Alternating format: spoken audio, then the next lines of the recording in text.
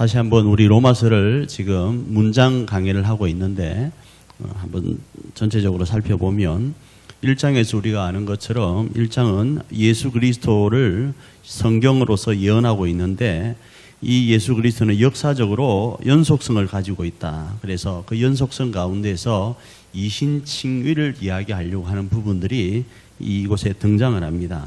그리고 2장에서는 자동으로 구원이 유대인들에게 주어지는 것이 아니라 표면적 유대인 그들에게 주어지는 것이 아니라 이면적 유대인들에게 이신칭의를 통하여서 주어진다. 이런 내용이 되겠고요. 3장은 구원이 필요한데 구원이 왜 필요한가? 사람의 제된 모습으로는 정말로 하나님이 절대적으로 필요함을 느끼게 되죠. 그래서 사람의 제된 모습과 함께 그 제된 모습으로 인하여서 주어질 멸망의 것에 구원의 손길이 필요함을 이야기를 하고 있고 4장에서는 그 구원의 필요성과 함께 사람의 힘으로 되어지지 않는 그 노력이라는 게 있는데 그 노력으로 아니라 믿음으로 말미암아 구원을 받게 되고 그 예가 아브라함으로 예시되고 있고 아브라함은 할례보다도 믿음으로 먼저 하나님 앞에 선 사람이었다. 이렇게 말씀을 하고 있습니다. 그 다음에 5장부터 지난주 7장까지는 5장은 아브라함이 믿음으로 말미암아 구원을 받은 것처럼 하나님이 그 관계성을 보여줄 때에 어떤 관계 가운데 있게 하셨는가 하면 첫사람 아담은 죄가 우리에게 들어오는 통로가 되었다면 둘째 사람 아담인 예수님은 의를 우리에게 주시는 대표성을 가지고 있다. 이런 말씀을 5장에서 드렸고 6장에서는 그 예수 그리스도 우리에게 의를 주시는 예수 그리스도와 연합하여 있는데 연합했으면 죽음도 연합되었고 부활도 연합되었다. 이런 말씀을 나누었습니다. 그리고 7장에서는 그리스도가 죽었다면 그 그리스도와 함께 우리가 죽고 그리스도가 부활하셨다면 우리가 그리스도와 부활하셨다면 율법이 우리를 진단할 때 너는 죄인이라고 할 때에도 불구하고 우리에게는 공소권이 없게 된다. 그리고 율법은 진단하는 기능을 가지고 있고 복음은 치료하는 기능을 가지고 있다. 그런 말씀을 드렸습니다. 금요일이든 주일 오후 예배 때 좀 다룰 말씀 가운데 이 말씀이 좀 있습니다. 시대적으로 어렵고 힘든 가운데 있죠. 그런데 어렵고 힘든 것 가운데 어디가 길이고 어디가 진리이고 어디가 생명인지를 모릅니다. 그때 말씀하시는 말씀 하나가 예수님은 길이요 진리요 생명이신 거예요. 길이요 진리요 생명이신 예수님은 천국 가는 길만을 제시하는 것이 아니라 이 땅 가운데 코로나19 가운데 우리가 어떻게 해야 될지 모를 때도 그분은 치료자로서 우리의 길이 되시고 우리의 생명이 되시고 우리의 진리가 되심을 말씀하는 거예요. 궁금하신 분들은 주일 오후 예배를 좀 참고하실 수 있기를 바랍니다. 자, 오늘은 8장인데 8장 전체를 오늘 다 다루기는 어렵고 해서 17절까지만 다루도록 하겠습니다. 로마서 8장 1절 말씀입니다. 읽습니다. 그러므로 이제 그리스도 예수 안에 있는 자에게는 결코 정죄함이 없나니 우리 2절도 한번 같이 읽습니다. 이는 그리스도 예수 안에 있는 생명의 성령의 법이 죄와 사망의 법에서 너를 해방하였습니다. 이렇게 말씀하는데 7장에서 제가 말씀드린 것처럼 예수 안에 우리가 죽고 살았기 때문에 우리에게는 이제 공소권이 없다라는 거죠. 그 근거가 뭔가 하면 또 다른 표현으로 생명의 성령의 법에 우리가 지배를 받기 때문에 그런다라는 거예요. 이 생명의 성령의 법은 상위법입니다. 지난번에 제가 이런 말씀을 드린 적이 있죠. 법 없이 사는 사람이 있습니다. 그런데 법 없이도 살 수 있는 사람이 있는데 법 없이도 사는 여기서 이 법은 이 땅의 법입니다. 우리의 이성의 법입니다. 우리의 도덕의 법입니다. 그러나 그 도덕과 이성과 그 이 땅의 법을 초월하는 상위의 법이 있는데 그 법이 뭔가 하면 생명의 성령의 법이라는 거예요. 그래서 그 생명의 성령의 법에 근거해서 우리에게는 이제 정죄함이 없다로 이해할 수 있다 이겁니다. 다른 말로 하면 죄와 사망으로부터 해방되었다 이렇게 표현할 수 있겠습니다.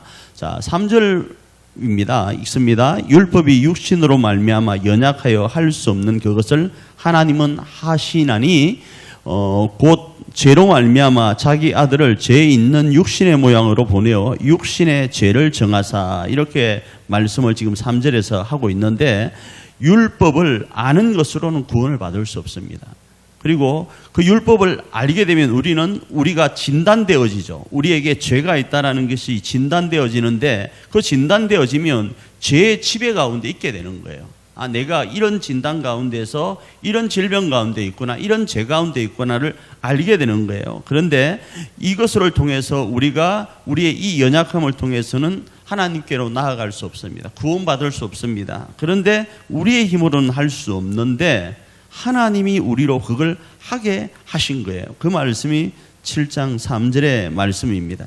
그래서 그 방법을 말씀하기를 죄를 해결하기 위해서 이 뒷부분에 말씀합니다. 자기 아들을 죄 있는 육체의 모양으로 보내시고 육신의 죄를 정하사 이렇게 말씀하는데 육신의 죄를 정하사 이 말씀이 무슨 말씀인가 하면 아들을 이 땅에 보내실 뿐 아니라 그분으로 십자가를 지게 하시고 부활케 하셨음을 이야기하는 거예요. 그래서 희생하신 거예요. 누구를 위해서요? 우리를 위해서요. 희생이라는 단어는 내가 어떤 것을 지불할 때는 내가 그냥 지불하는 거예요. 그러나 내 것이 아닌데도 불구하고 저 사람에게 내 것을 주는 것은 희생이 될 수 있고 뭐 어떤 기부가 될 수 있는 거죠. 여기서 이 본문 속에 육신의 죄를 정하사라는 이 단어 안에는 예수님이 우리를 위하여 희생하신 부분들을 말씀을 하고 있습니다. 자, 그 다음에 4절입니다. 읽습니다. 육신을 따르지 않고 그 영을 따라 행하는 우리에게 율법의 요구가 이루어지게 하려 하심이니라. 이렇게 말씀하고 5절 말씀입니다. 육신을 따르는 자는 육신의 일을, 영을 따르는 자는 영의 일을 생각하나니. 이렇게 말씀합니다. 자, 4절 부분을 잠시 다시 살펴보면요. 그 대상이 누구인가 하면 아까 사람을 위하여 자신의 아들을 보내어 주셨는데 그 대상이 조금 더 구체적으로는 육신을 따르지 않고 성령을 따라 행하는 우리라고 표현을 하고 있는 거예요. 조금 뒤편에 또 나옵니다. 그러니까 영과 육신이 계속 대치합니다. 그런다고 육신은 무조건 악하고 영은 무조건 선하다를 이야기하려고 하는 것이 아니라 우리의 육체의 소욕이라는 이것이 하나 있고 그 다음에 영적인 소욕이라고 할 수 있을까요?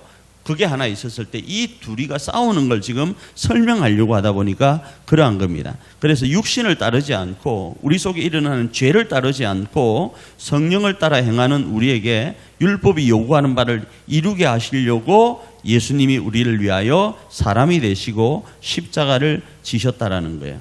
그래서 계속 제가 말씀드립니다. 율법이 요구하는 바는 그 진단된 문제가 뭡니까? 그거는 병이에요. 그래서 너는 이 병으로 말미암아 죽어. 이것도 병이어서 이것도 병이어서 이것도 병이어서라고 이야기를 하면서 그 병으로부터 자유할 수 있는 방법을 우리로 스스로 요구할 수 있습니다. 그런데 오늘 본문에서는 우리의 힘으로는 할 수 없지만 하나님이 하게 하신 것으로 인해서 할 수 있음을 이야기를 하고 성령을 따라 행하는 것이 무엇이냐라고 이야기를 한다면 예수를 그리스도로 믿는 것으로 이해할 수 있습니다. 예수를 그리스도로 믿는 것은 예수님을 하나님의 아들로 믿는 것이고 예수님을 우리의 대속주로 믿는 것을 이야기합니다. 그리고 이제 5절에 아까 말씀드린 것처럼 구체적인 성령을 따라 행하는 일들을 이제 소개하는데 성령에 속한 것을 생각하는 거예요. 영의 일을 생각하는 거예요. 이 영의 일은 뭔가 하면 하나님의 뜻입니다. 하나님의 뜻을 생각하고 이것이 하나님의 뜻인가? 이게 내 생각, 육신의 생각의 뜻인가를 계속적으로 묵상하게 되는 것을 이야기합니다. 자, 6절로 7절 말씀 봅니다. 육신의 생각은 사망이요 영의 생각은 생명과 평안이니라. 7절입니다. 육신의 생각은 하나님과 원수가 되나니 이는 하나님의 법에 굴복하지 아니할 뿐 아니라 할 수도 없음이라. 이렇게 말씀을 합니다. 그래서 지금 여기서 이야기할 때 우리가 생각하는 육신의 생각을 언뜻 이렇게 생각할 수 있습니다. 우리 육체, 그러니까 저 가시적으로 보이는 우리의 그 눈에 보이는 이 외모적인 모습이 육신으로 생각할 수 있는데 조금 다르게 이해를 돕기 위해서는 이 육신의 생각은 죄된 생각으로 표현하는 것이 더 이해하는 데 도움이 될 수 있을 겁니다. 그래서 죄된 생각은 사망이다 이렇게 이해할 수 있겠죠. 또 다른 한편으로는 우리가 죄 가운데 죄 아래 있음으로 인해서 그 죄 아래서 생각하고 사고하는 것은 온전한 하나님을 사고하기는 어렵다로 이해할 수 있습니다. 그래서 영의 생각은 성령의 생각, 하나님의 뜻을 아는 생각인데, 영의 생각인 하나님의 뜻을 아는 이 생각은 생명과 평안으로 연결되고, 우리의 죄된 생각, 우리의 타락되어 있는 하나님을 모르고 하나님을 떠나 있는 그 생각은 사망이라고 이해할 수 있는 거예요. 우리가 지금 조화에서 살펴보고 있는 것처럼 하나님을 경외하는 것이 지식의 근본입니다. 그런데 말씀 가운데 조금 있다가 나오게 될 것 같은데, 이사야서 11장에 보면 이런 말씀이 있습니다. 천국이 어떤 것인가 하면, 천국은 하나님을 아는 지식으로 충만한 곳이 천국이에요. 이사야서 11장에 보면요, 무슨 말입니까? 우리가 영의 생각을 하는 것은 하나님의 뜻으로 충만한 거예요. 그러나 우리 육신의 생각은 하나님의 뜻을 저버리고 하나님의 뜻을 대적하게 됩니다. 그 부분이 또 조금 있다가 나오게 됩니다. 그런 부분을 이야기를 합니다.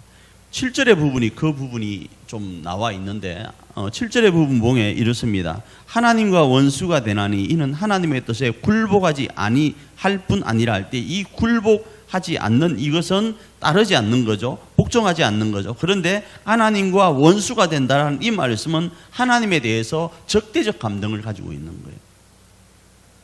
특별히 하나님에 대해서 그 이중적인 잣대를 가지고 하나님으로 접근하죠. 자기 입에 달면 하나님이시고 자기 입에 쓰면 하나님이 아닌 거예요. 엄마가 맛있는 것, 설탕 발린 것, 그리고 뭐 몸에 안 좋지만 입에 달콤한 것 주면 우리 엄마고, 입에 달지는 않지만 그가 더 성장하고 성숙되게 하기 위해서 행하는 쓰고 또 조금 아픈 것들은 엄마가 아닌 거예요. 그렇게 생각하는 경우가 많이 있습니다. 하나님도 그렇게 생각하는 경우가 많이 있어서 이중적인 잣대를 가지고 사람들이 하나님을 판단하기도 하죠. 그 적대적인 감정을 여기서 드러내고 있는 겁니다. 로마서 8절 말씀입니다. 있습니다. 육신에 있는 자는 하나님을 기쁘시게 할 수 없느니라, 이렇게 말씀을 하죠.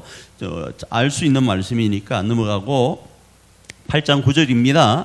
만일 너희 속에 하나님의 영이 거하시면 너희가 육신에 있지 아니하고 영에 있나니 누구든지 그리스도의 영이 없으면 그리스도의 사람이 아니라, 이렇게 말씀합니다. 성령의 사람은 누구인가? 성령의 사람은 하나님의 영이 거하시는 사람이에요. 자, 하나님의 영이 거하는 것을 지난번에도 제가 말씀을 드렸는데, 지금 개인 영성, 개인 경건이 너무 중요한 시기이죠. 왜 그렇습니까? 지금은 코로나19 때문에 대면 예배를 드리기가 어렵습니다. 비대면 예배를 드립니다. 혹시 여러분 지금 이걸 예배라고 생각을 하고 이곳에 지금 인터넷을 켜놓고 접속하고 계십니까? 그러면 딴짓하면 안 됩니다. 우리가 대면 예배 때 예배 시간에 여러분 딴짓 안 하잖아요. 만일에 이게 예배라고 여러분이 생각을 하고 있다면 인터넷 보다가 뭐 카톡 온다고 카톡하고 이러면 안 돼요. 개인 영성이 중요합니다. 자, 중요한데 그 중요한 이유를 제가 설명을 드리면, 우리 교회에서는 첫 번째 예배가 뭐라고 그랬죠? 고백적인 워십의 예배를 말씀을 드렸습니다. 이 고백의 예배는 이 고백 예배로 끝나려고 하는 것이 아니라 삶의 예배인 서비스 예배로 나아가기 위한 것이라고 말씀을 드렸죠.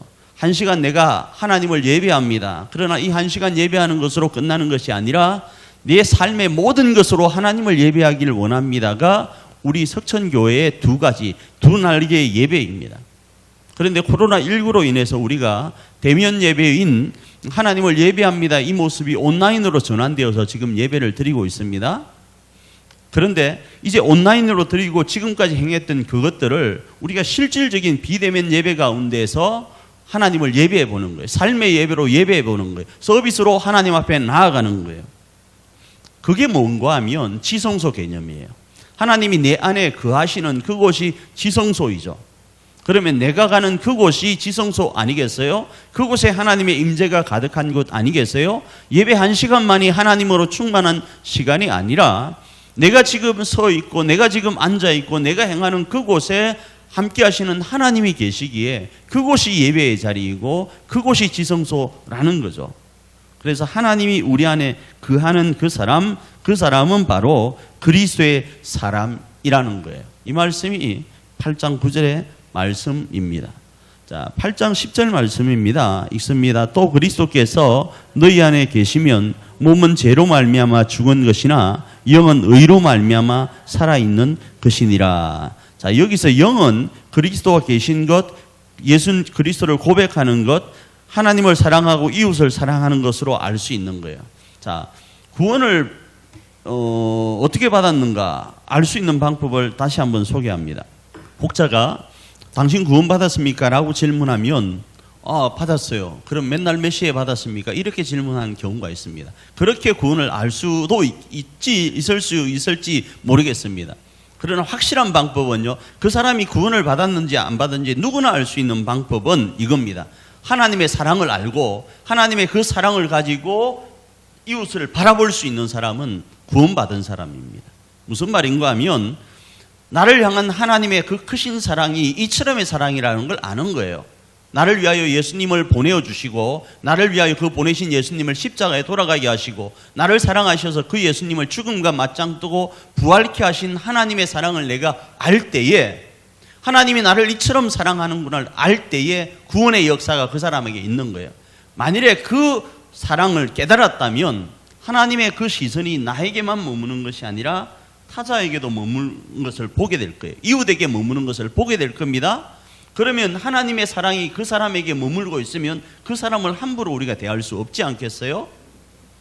바로 그겁니다. 그 사람이 구원을 받았는가, 정말로 예수님을 믿는가는 하나님의 사랑을 알고 하나님의 시선으로 이웃을 바라보고 이웃을 향하여 하나님의 시선으로 사랑해 가는지를 볼 때에 그 사람이 구원받은 사람인지 아닌지를 알 수 있는 거예요. 날짜로 아는 것, 그건 저는 잘 모르겠습니다. 그러나 확실한 건 이겁니다. 그 사람이 하나님의 사랑을 알고 이웃을 하나님의 눈으로 바라보고 하나님의 사랑으로 사랑하고 있는가요? 그 이야기가 영은 그리스도가 계신 곳으로서 그리스도를 고백함으로 주어지는 우리 내면에 일어나는 모습이라고 이렇게 이해할 수 있습니다. 아울러 육신은 뭔가 하면 죄 때문에 죽습니다. 그러나 영혼은 그리스도 때문에 생명으로 연결된다, 이렇게도 표현할 수 있는 것 속에서 육신은 죄된 부분에 있는 부분은 죽음의 길로 걸어갑니다. 그런데 11절에 이제 재밌는 표현이 나옵니다. 읽습니다. 예수를 죽은 자 가운데서 살리신 이의 영이 너희 안에 거하시면 그리스도 예수를 죽은 자 가운데서 살리신 이가 11절 뒷부분입니다. 너희 안에 거하시는 그의 영으로 말미암아 너희 죽을 몸도 살리시리라, 이렇게 말씀을 합니다. 자, 영은 우리가 하나님 앞에 살아 있습니다. 그런데 육신의 모습은, 여기서 육신의 모습을 이제 또 우리 가시적인 모습으로 표현해 나간다고 했을 때에 성경의 이 부분이 육신의 모습과도 함께 또 때로는 아까도 말씀드린 죄의 모습을 언급하고 있거든요. 두 개가 왔다 갔다 해서 헷갈릴 수 있는데 11절 부분에서는 가시적인 육신의 모습으로 이해하는 것으로 이해하는 게 옳습니다. 왜 그런가 하면 우리 이 죽을 몸이 지금은 죽어 있는 건 아니잖아요. 보면요, 좀 살아 있잖아요. 이 표현으로도 이해할 수 있습니다. 간단하게는요. 그런데 이 몸은 어차피 죽어가잖아요. 내가 태어나자마자 살아가는 게 아니고 죽음을 향해 다름질하고 있잖아요. 또 꺾어놓은 꽃처럼요. 시들어가고 있는 거예요. 그런데 그 시들어가는 건 기정사실입니다. 그 기정사실인 죽어가는 육신을 살리시는 거예요. 언제 살리시는가? 우리 안에 거하는 영으로 인하여서 예수 그리스도의 다시 오시는 그날을 이야기하시는 것으로 이해할 수 있는 거예요. 그러니까 영은 이미 살아있지만 육신 또한 언제 새로운 모습으로 살게 되는가? 예수 그리스도의 그 죽으신 이후 부활로 인하여서 그 부활의 역사가 우리가 V-Day라고 이야기했죠. D-Day가 있고 V-Day가 있다고 그랬잖아요. 그것을 통해서 이렇게 확정된다. 뭐 간단하게는 우리가 하나님 앞에서는 그 개인적 종말로, 그리고 또 우주적 종말인 예수님의 재림으로 그렇게 주어진다, 이렇게 이해할 수 있겠습니다. 자, 12절 부분입니다. 읽습니다. 그러므로 형제들아, 우리가 빚진 자로 돼 육신에게 져서 육신대로 살 것이 아니니라. 13절요. 너희가 육신대로 살면 반드시 죽을 것이로되 영으로서 몸의 행실을 죽이면 살리니, 이렇게 이야기를 합니다. 12절 부분요. 형제들아, 우리가 빚진 자로 돼 육신에게 져서 육신대로 살 것이 아니니라 할 때 영과 육신이 싸움을 하고 있는 것으로 이렇게 묘사하고 있습니다. 그런데 육신이 살아나는 그날까지 우리는 이 싸움이 계속됨을 또 이해할 수도 있는 거예요. 우리 속에 그 7장에서 그랬잖아요. 오호라 나는 공고한 자로다. 이 사망의 법에서 누가 나를 건져낼까? 그 바울의 고백이었는데, 그 바울이 나를 건져낸다 할 때 나는 뭐라고 그랬죠? 수사학적인 표현, 우리 모두를 표현한다고 그랬지 않습니까? 동일합니다. 우리도 우리의 이 육신의 제된 모습으로 인해서 육신의 소욕으로 다름질해 갑니다.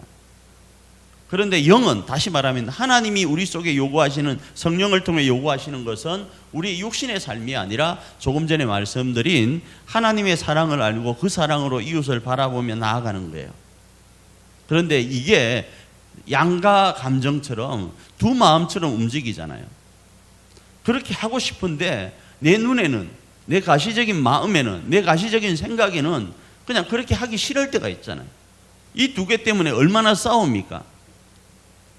그런데 하나님의 사랑을 알면 내가 하나님 앞에 빚을 지어 있는 느낌이잖아요. 하나님의 사랑으로 또 이웃을 바라도 빚을 지어 있는 느낌으로 이해할 수도 있겠죠? 그렇게 되면 어떻습니까? 내가 육신으로 살고 싶은 마음이 있더라도 육신에 살고 싶은 것을 포기하고 뭐요? 몸의 행실을 죽이고 영으로 살아가는 거예요. 그걸 우리는 성령으로 사는 사람으로 이해할 수 있죠. 그래서 그 내용이 아까 제가 말씀 한번 드린 적이 있지 않습니까? 이사야 11장이죠. 이사야 11장 9절에 보면 하나님을 아는 지식이 충만한 상태에 이르는 삶을 이야기할 수 있는 거예요. 육신의 욕구는요, 1장에서 우리가 살아왔던 인간의 모습이 어떠한지에 대한 내용으로도 이해할 수 있고요. 자, 14절 부분입니다. 14절 부분 읽습니다. 무릇 하나님의 영으로 인도함을 받는 사람은 곧 하나님의 아들이라. 하나님의 아들이면 어떻겠습니까? 하나님의 아들이면 구원받은 자이겠죠. 하나님의 아들로 인정을 받은 사람은 15절에는 이렇게 표현합니다. 읽습니다. 너희는 다시 무소하는 종의 영을 받지 아니하고 양자의 영을 받았으므로 우리가 아빠 아버지라고 부르짖느니라. 이렇게 되어 있는데, 자, 여긴 자녀의 권세입니다. 내용이 이런 거예요. 하나님의 아들로 인정받는 사람은 따져보니까 그리스도의 영을 받은 사람이고, 그리스도의 영을 받은 사람은 하나님의 사랑을 아는 사람이에요. 하나님의 사랑을 아는 사람은 하나님의 사랑의 눈으로 이웃을 바라보는 사람이에요. 이렇게 이해가 되어질 겁니다. 그래서 그 이웃으로 바라보는데 아직은 내 육신이 이 땅에 살고 있다 보니까 내 육신의 욕심대로 살고 싶은 소욕이 있습니다. 그런데 하나님의 사랑을 아니까 내 육신의 소욕대로 살고 싶은 것을 포기하고 영의 모습, 그리스도의 영으로서의 삶으로 내가 살아가는 거예요. 지성소로서 살아가는 거예요. 살아가는 것이 결국은 또 하나님의 아들의 모습이라고 이야기할 수 있는데, 15절 이 부분이 중요한 이유는, 자, 그렇게 하나님의 아들로서 하나님을 아버지라고 부르는 너희는 한 가지 알아야 될 것이 있는데, 너희는 다시 무소하는 종의 영을 받지 아니하고, 이렇게 이야기합니다. 이 말을 세번역에서 이렇게 이야기합니다. 여러분은 또다시 두려움에 빠뜨리는 종살이의 영을 받은 것이 아닙니다. 이런 이야기를 하는 거예요. 이 말은 조금 더 다르게 표현하면 이렇습니다. 내가 하나님의 자녀가 되었어요. 하나님의 자녀가 되었는데 이 자녀가 내가 특별히 한 게 없다 보니까 좀 하나님 앞에 설 때나 세상에 설 때 어떻습니까? 좀 쭈삣쭈삣하는 게 있어요. 나에게 권세가 있음에도 불구하고 쭈삣쭈삣해요. 그 권세를 그냥 힘있게 사용을 못하고 눈치 보는 경우가 있습니다. 또다시 두려움에 빠뜨리는 종살이의 영이 아니에요. 옛날에 우리가 누구 밑에 있을 때, 그러니까 죄의 종의 밑에 있을 때 있었던 그 트라우마 때문에 하나님께 나아가도 그 하나님 밑에서 자녀로서의 권세가 아니라 뭔지 모르게 좀 그 속박되고 억압되는 모습으로 이해될 수 있을지도 모르겠습니다. 그러나 그런 거 아니에요. 하나님의 사랑을 우리가 누누이 제가 강조하듯이 알게 되면요, 우리가 하나님 앞에도 담대할 수 있고, 하나님 앞에 큰 소리 친다는 표현이 아니고 하나님 앞에 우리 아버지이시기 때문에 내 마음을 그대로 토로할 수 있는 거예요. 그 이야기를 하는 거예요. 눈치 볼 존재가 아닙니다. 하나님께도요, 사람에게도요. 누구에게도 눈치 볼 존재도 아니고 아부할 필요도 없습니다. 하나님 앞에 나 하나님의 자녀 삼아주면 안 돼요도 아닌 거예요. 이미 하나님의 자녀인데요. 우리 애들이 저에게 와서 목사님 저희 아빠 해주면 안 돼요 이러면 웃기잖아요. 그죠? 이미 우리 자녀인데 저희 자녀인데요. 그죠? 그 내용을 이야기를 하는 거예요. 그래서 하나님 안에서도 당당할 필요가 있고 사람 앞에도 당당할 필요가 있다라는 거예요. 16절에 그 말씀을 또 언급합니다. 읽습니다. 성령이 친히 하나님의 영과 더불어 우리가 하나님의 자녀인 것을 증언하시나니 하는데 이 말씀이 재미있는 표현이 있습니다. 성령은 하나님의 영, 양자의 영, 그리스도의 영 뭐 이렇게도 표현할 수 있을 거예요. 자, 그 영이 말씀하시고 적용하십니다. 이 말씀은요. 그런데 말씀하시고 적용하신다는 이 말씀은 성령이 나에게 너는 하나님의 아들이야 이렇게 말씀하시는 거예요.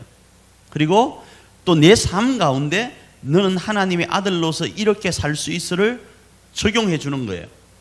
권세적인 부분으로. 아울러 또 성령은 타자에게 나를 이 사람은 하나님의 아들이야 알았지로 말씀하시는 거예요. 그리고 또 다른 사람에게 가서 이 사람은 하나님의 아들로서 이런 일을 행하는 사람이야로 적용해 주시는 거예요. 성령은 우리에게 그런 일들을 하세요. 하나님 앞에도 마찬가지예요. 수많은 사람들 앞에도 마찬가지예요. 성령이 우리의 영과 함께 우리가 하나님의 자녀임을 증언하신다 이 말씀을 말씀하시고 적용하시는 것으로 이해합니다. 자, 17절 부분입니다. 읽습니다. 자녀이면 또한 상속자 곧 하나님의 상속자요 그리스도와 함께한 상속자니 우리가 그와 함께 영광을 받기 위하여 고난도 함께 받아야 할 것이니라. 자, 여기서 그 세번역으로 한번 17절 뒷부분이 있습니다. 자녀이면 상속자이기도 합니다. 우리가 그리스도와 함께 영광을 받으려고 그와 함께 고난을 받으면 우리는 하나님이 정하신 상속자요 그리스도와 더불어 공동 상속자입니다. 이렇게 되어 있죠. 이게 17절 부분의 말씀인데 자녀라는 말은 하나님의 상속자, 그러니까 하나님의 나라를 유업으로 받을 수 있는데 표현이 참 세번역에서는 재미있게 해놨죠. 그리스도와 함께 공동 상속자다 이렇게 표현을 해놨는데 그건 예수님도 하나님의 아들이고 우리도 하나님의 아들이라는 표현과 연결할 때 조금 이해하기가 쉽겠죠. 공동. 그러나 엄밀한 내용으로 보면 예수 그리스도로 인하여 우리에게 하나님의 나라가 상속된 거예요. 그렇게 표현하는 게 좋고요. 자, 그래 그 속에서 이렇게 이야기합니다. 너희가 그리스도로 인하여서 하나님 나라를 상속받았다면 그리스도가 고난을 당하면서 하나님의 나라를 확장한 것처럼 우리 또한 우리 몫의 태인 십자가를 지는 게 마땅하고 타당한 거예요. 왜요? 하나님 나라는 그렇게 완성되어 가거든요. 하나님의 나라가 여러분이 생각할 때 영토를 확장해 나가는 개념으로 이해할 수도 있을지 모르겠습니다. 그러나 하나님은 이미 우리에게 구원이라는 걸 다 허락하셨어요. 우리가 어떤 노력을 행한다고 해서 하나님의 어떤 구원에 도달할 수 있는 존재는 아니에요. 그런데 왜 하나님은 우리로 그 하나님의 나라를 위하여 어떤 일정한 부분을 하라고 하시는가? 꼭 하나님과 협력해서 뭔 일을 해야만 우리에게 구원이 주어지는 것처럼 말씀하시는가? 이렇게 이해할 수도 있어요. 근데 그 부분은 아까 우리가 그 잔치집에 가서 그 뭔가를 먹으려고 할 때 어떻습니까? 내가 뭔가를 행하지 않으면 그 잔치집에서 꼭 객 같은 느낌이 있잖아요. 손님 같은 느낌이 있고 뭔가 하나 주워 먹기가 어려운 부분이 있잖아요. 천국에 갔는데 우리가 하나님 안에서의 어떤 그 지분적인 개념, 하나님의 나라의 주인으로서 어떤 일을 하려고 하는데 하나님의 나라가 어떻게 운영되는지를 아무것도 모르는 거예요. 주인임에도 불구하고. 모르면 어떻습니까? 주인임에도 불구하고 어쩌면 종보다 못할 거예요. 그래서 그것을 익히는 모습으로 우리에게 하나님의 나라를 전하게 하고 하나님의 나라를 위해서 어떤 것들을 하게끔 훈련시키는 것으로도 이해할 수 있다 이거예요. 생명의 성령의 법으로서 이번 한 주간도 자유할 수 있기를 원하고 이 이제 8장이 지나고 나서부터는 이 법을 통해서 우리가 어떻게 육신의 모습 가운데서 관계를 맺고 살아가야 될지에 대한 이야기들이 이제 조금 나올 겁니다.